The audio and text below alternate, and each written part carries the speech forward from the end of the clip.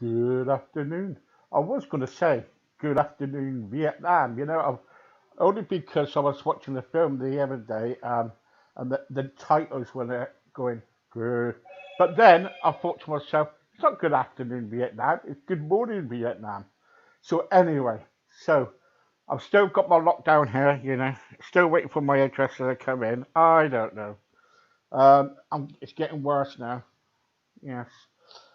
Okay, so today, guys, we've got Warren, and Warren comes from Vancouver, don't you? Yes, Yeah. that's And and tell my listeners a bit about yourself.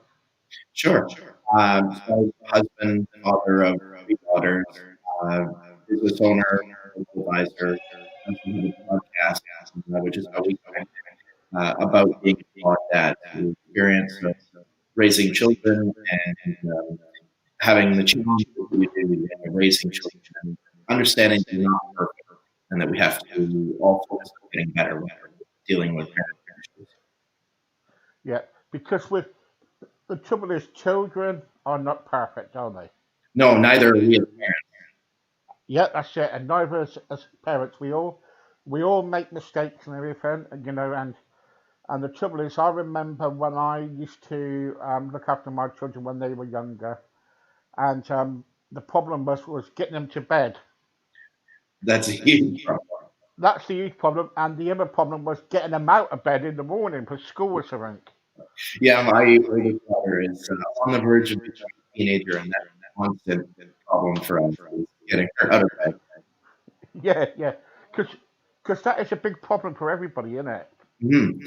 Particularly when you have mental health issues. It becomes really challenging to get them out of bed. I have kids that are currently suffering from a few different health issues, and the idea of getting their day started and facing what they know they're going to face throughout the day is really difficult. And parent trying to get them started with positivity and motivation is really a big challenge, particularly when you yourself are having those same challenges. Yeah, yeah. I remember when I used to look after my children. Sometimes they used to say to me, "Dad, if you buy me something in the morning on the way to school, I go to sleep and be good." The bribe, And yeah. they bribe you, don't they? They bribe you to a certain point where you're thinking, "Why don't you just be quiet, go to bed?" But sometimes you have to say, "Okay." Like me when I was young, like me when I was looking after my children, I used to say, "Okay, good, go to sleep. I'll sort it out in the morning." And you know what? Children never forget, do they? No, no, they're like elephants.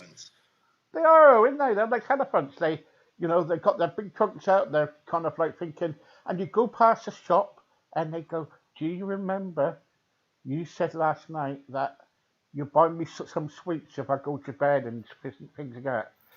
Anything that is going to be a positive for them, they're never going to forget. It's the promises of travel or treats or fast food, those sorts of things. They never let them go until they've gotten them. I know, I know. How do you sort your kids out then? Probably incorrectly, hence the name of the podcast, The Flawed Dad's Guide to Parenting. I make no claims to be a perfect parent, but I certainly am focused on getting better. And so I probably, for a long time, was way too quick to temper. And that's created some challenges in my children, where my short fuse has caused them to desire perfectionism and never to want to make a mistake. And that's, I quickly realized over the last 6 months that that's a big problem, that I needed to give them more room to make mistakes and to learn from their own efforts. And so I've been making a concerted effort to stop, reframe the situation, and figure out how we can move forward where they're accomplishing what it is that they want to accomplish. So being a bit more flexible. And so most situations in our household revolve around that quick to temper issue, because it's something that my kids inherited from me as well. Yeah. And so we all just try and take a deep breath and focus on things like meditation and that sort of stuff in order to control our tempers. See, people will say that it's the adults. It's the children will watch the adults and what the adults are up to, and then follow the adults' example. You know what I mean? Yeah, to a certain extent, I think that's very true. I mean, there's a documentary by a lady named Yuko Munakata who talks about how all parenting advice is wrong. And she says that every child has to be parented differently. And so when you apply blanket parenting skills to all of your kids, or to all kids in general, that it's inevitably going to fail, because every one of them requires a different level of compassion or empathy or boundaries or whatever it may be. And so your kids are going to pick up on what it is you're doing, but they're then going to change that into what it is that works for their particular personality. And so we as parents have to recognize that each one of our children requires a different response to every different situation. Yeah. Because the trouble is with it, it's like health, isn't it? It's like I do a lot with mental health and obesity and stuff like that. Mm-hmm. It's how you look after your children too, and how you kind of like give them, about food wise and about their health and everything, and about growing up where, they're watching the parents, how the parents react. You know what I mean? Yeah, I do. I think those two actually run parallel. The things that we give our children from an emotional standpoint is essentially another version of nutrition, right? If we give them a sense of pride, a sense of self-confidence, a knowledge that they're always going to be loved, it's similar to giving them a really good balanced diet from a food perspective. Raising kids and getting them to eat properly is just about one of the most challenging things we can do, because they don't want to sit down and eat the stuff that's healthy for them. They want to eat, quick calories, those sorts of things. And so it's been a big focus in our house to ensure that they're getting that balanced diet, whether they fight us or not, which causes dinner time to be one of the most stressful events in our household. Yeah, how stressful can it be then in your household? Oh, very, very stressful. To the point where my wife and I have both had to receive counseling in order to try and tone back our tempers, both with each other and with the kids. Last fall, we had one of our daughters actually become suicidal, not from the home situation, but from bullying at school. But that ratcheted up everybody else's stress level, because my youngest daughter, her younger sister, felt like she wasn't enough to keep her older sister happy. Her older sister felt that it was a cry for attention rather than an actual suicidal thought. And so everything last fall kind of collapsed in on us, which is what prompted me to start my podcast about being a flawed dad and parenting skills. And so the stress levels in our household just skyrocketed, and we needed a lot of support from our community, a lot of support from professionals. And we're very fortunate here in Canada that we have access to a lot of those services. Yeah. Do you call yourself a perfect dad? No, not at all. Far from it. In fact, a big part of my podcast is about recognizing that I am not perfect, and that I have a lot of flaws that require a lot of attention, and that it's okay for dads to recognize that they're not perfect. And that through learning and making ourselves better, introspection, that sort of thing, we can become better parents. But the first step is recognizing that we're not perfect parents. And I don't believe there is such a thing as a perfect parent, no matter how great people are. No, there's no way a perfect parent. If you tell me there's a perfect parent out there, let me know, because I want to get to know them. Exactly. You Yeah, know I what I haven't mean? met one yet. No, I haven't. I haven't. I remember when my daughter was young, she came up to me. She said, she had a funny way about her. She used to shiver her shoulders, and she goes, "Dad, you're not a perfect parent." And I said, "No, I'm not a perfect parent, but I'm your dad." You know, Yeah. and the trouble is, so see, children these days are more wiser than a long time ago. You know what I mean? Oh, very much so. Long time ago, if my parents said to me bed, then it was it bed. You know what I mean? It was no like arguing with them or bribing. It was bed, and that was it. Yeah, I agree. They have so much access to information now and social community around talking about how parents react and deal with them that you don't have the confined environment that we did when we were growing up. I mean, I grew up in a household where children were meant to be seen, not heard, right? The Yeah, yeah, kind of yeah, traditional WASP family and white linen on the table, that sort of thing, proper table manners, good etiquette, that sort of thing. Whereas the world today doesn't place the same importance on that. And children certainly don't have the same importance on it, whether you try to drill it into them or not. And being really strict on that topic is kind of not accepted anymore. yeah. So, what made you start doing your podcast then? It really was the development of my daughter's suicidal thoughts.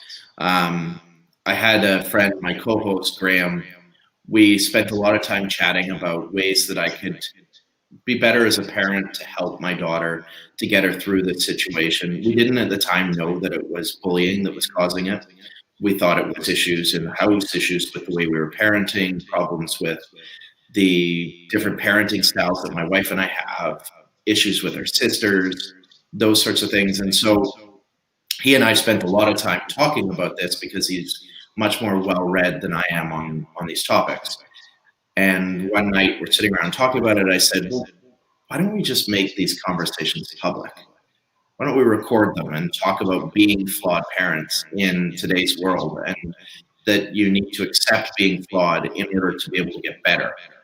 And so it really developed out of there, and we started having conversations, and people wanted to hear them. There was a good reaction to it, that people were interested in learning a little bit more and having this kind of safe space, particularly for dads, where they could listen to the problems of other dads. That yelling was a problem in the household, that perfectionism in their kids was a problem, and so they felt like it was a place that they could go to commiserate, but also learn and become better parents.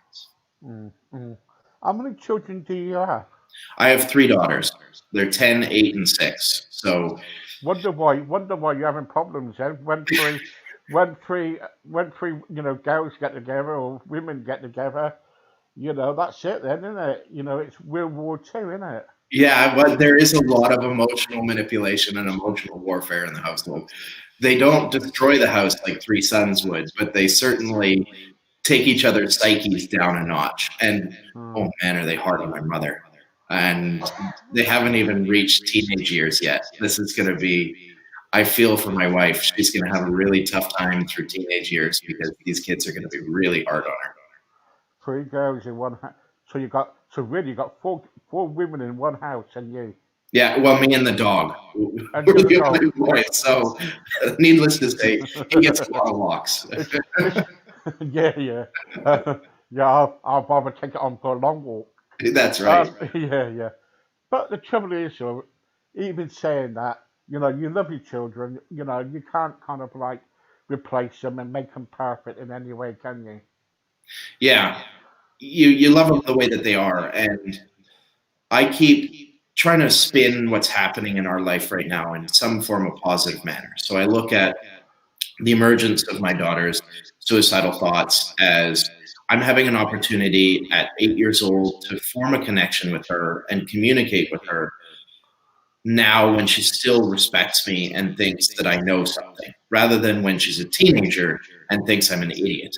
So I'm getting that opportunity to open these lines of communication so that in the future, when these issues creep up again and bullying in school comes up and, problems with boys comes up, that she feels comfortable having those conversations with me because she's already had them. And then in terms of, the other mental health issues in the household and that sort of stuff, I see it as those people that are some of the most inspiring people in the world have typically gone through some of the most challenging situations, right? They've taken those challenges and they've turned them into inspiration for whatever it is that they're doing. Artists, musicians, leaders, the people that change the world are the ones who have gone through some form of challenge and turned it into motivation and inspiration. And so I think some of these challenges that my kids and my wife are facing are ones that are going to provide them with that inspiration and motivation for the rest of their life to do great things and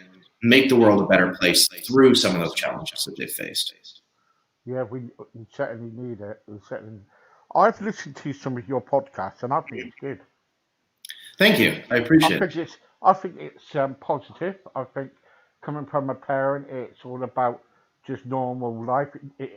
Life happens, I'm afraid, and parents are not perfect at all, and everybody's got their problems, but I believe if you if you love your children, you look after them, then they will grow up to be, not like you, but be, be grown ups who can lead a life that is fulfilling for them. Yeah, I hope that my children grow up to be better than me. It's really my hope, is that they have better lives. They recognize and are able to be introspective enough to see the flaws in their father, because I certainly do, and are able to overcome those and become better people than I am. Do you find that you put yourself down too much? I think I have a healthy dose of realism. I'm also a very optimistic person. I can see the ability for myself to change. But I also recognize where my flaws are so that I can improve upon them. So I think as long as you have a healthy balance of those two, it's okay. I say a lot of things, a lot of self-deprecation in humor as well, recognizing that there's certain things in my life I know I'm never going to be able to change. I myself and people around me are going to have to live with it.